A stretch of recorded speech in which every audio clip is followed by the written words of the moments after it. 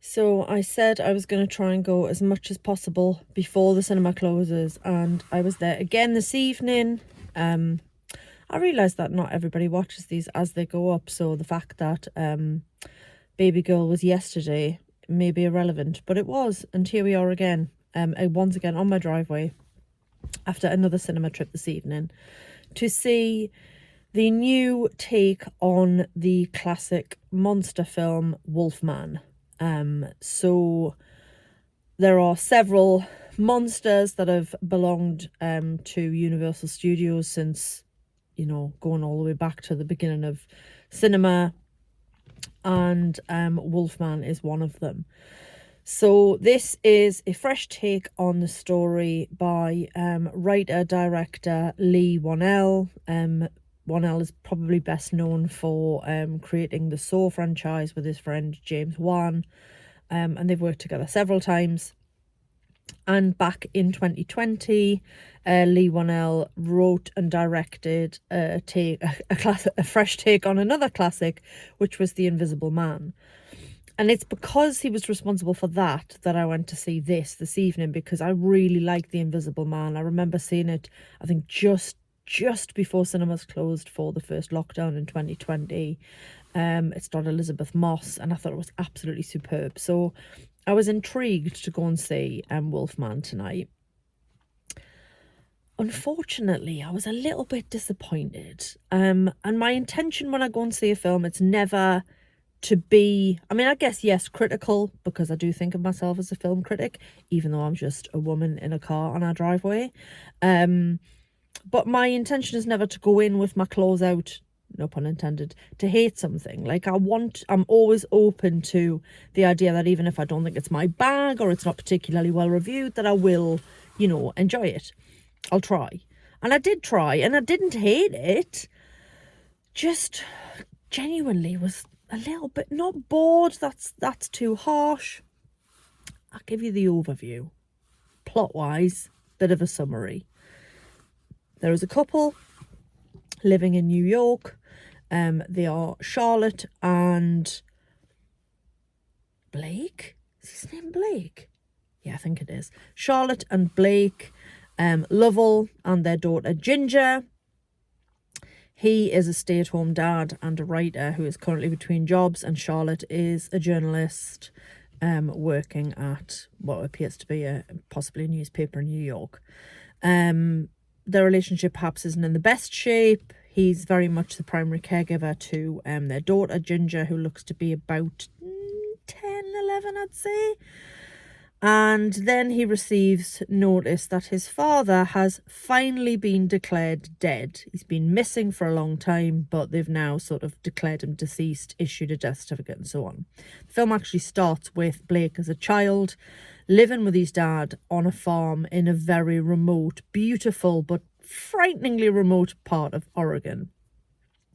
And so he has to go back to Oregon to sort out his father's affairs, to pack up the house. Takes his wife and his daughter, thinking it'll be good for his wife and him to get away, for his daughter to see where he grew up. I mean, we know what we're in for because A, the name of the film, and B, the film starts with, a story saying that there was a myth that there was an airborne animal virus contracted by a human, and the result was a man with the face of a wolf. That's what the indigenous people would refer to it as. And as a kid, Blake's dad is obsessed with hunting this wolf man, this man with the face of a wolf. They go out to shoot deer and see something they can't really explain. So, the seed's been planted. That's the beginning of the film. We then fast forward 30 years to Blake as an adult man, like I say, living in New York. He's a brilliant dad. He's very hands-on. Obviously has a real bond with his daughter. But then they're heading back to Oregon because his father's officially, like I say, dead, and he has to go and sort out his affairs. And of course, things occur as you'd expect. As they're making their way to the farmhouse, the truck is attacked by something, an animal, but an animal who appears to walk on two legs. And then over the course of the night, a transformation begins within Blake. And spoiler alert, I mean, I don't really do spoilers, but yeah, he's transforming into some sort of wolf man. Positives. I thought Julia Garner as Charlotte was really good. I don't really know her work. My sister enthusiastically informs me she's in Ozark, which my sister really likes and I've never watched, and she constantly tells me I should watch it. So she was really good. I thought the actress playing Ginger was perfectly acceptable. Didn't look up her name. A guy called Christopher Abbott was playing Blake. I didn't recognise him from anything. He was very good. I will say the makeup work and the prosthetics were superb, and watching the transformation over the course of that one night. I guess it's one of those films where it's kind of one and done. It's all set in the course of one evening. So you don't really get a chance to catch your breath once it starts. But there were, having said that, bits where I felt like it dragged. When I think of wolf transformations, I always think back to one of the first ever seen on screen in glorious colour in John Landis's An American Werewolf in London. And I love the backstory that he said to Rick Baker. I'm 99% sure it's Rick Baker who did the monster work on that, and if I'm wrong, I apologise. He said, yeah, I want this transformation to happen. Right, yeah, okay.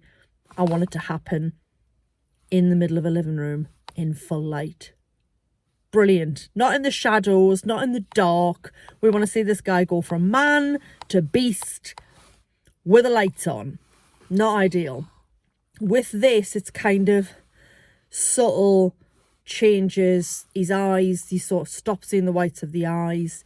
The jaw starts to change shape. He spits out a couple of teeth. There's some quite gnarly moments in terms of, like, not quite body horror, but there's some fairly nasty bits where, I mean, at one point where he's been scratched on the arm by the mysterious animal in the woods, he then starts chomping on his arm, which is a bit grim. Vomits up some blood and perhaps a digit of some description at some point. So it's got that horror film nastiness. It's got some hairy moments of running away from said beast, being chased. I just ultimately found it not satisfying, and I wanted to enjoy it. It's like an hour and 40 minutes. So it's not like it's too long, but it was just a bit like, yeah, it was all right. Didn't hate it, didn't love it. It just kind of washed over me. But my expectations after The Invisible Man, which I didn't, going into The Invisible Man, I wasn't like expecting much, and it really impressed me. And he's got a good, what's the word I'm looking for? He's got a good pedigree in this field, and I just felt it was a bit of a damp squib, unfortunately. But we live, we learn, we go again. We do not let this slip. We watch more films, we review them in cars, and the world continues to turn. So yes, it was perfectly passable, but I wouldn't highly recommend it. If there's something else to watch, I'd watch something else instead. But here we are, you can't win them all. So as ever, like the channel, subscribe, share, all that jazz, and I will be back soon with my review of A Complete Unknown, probably tomorrow, hopefully. Until then, thanks for watching. Katie out.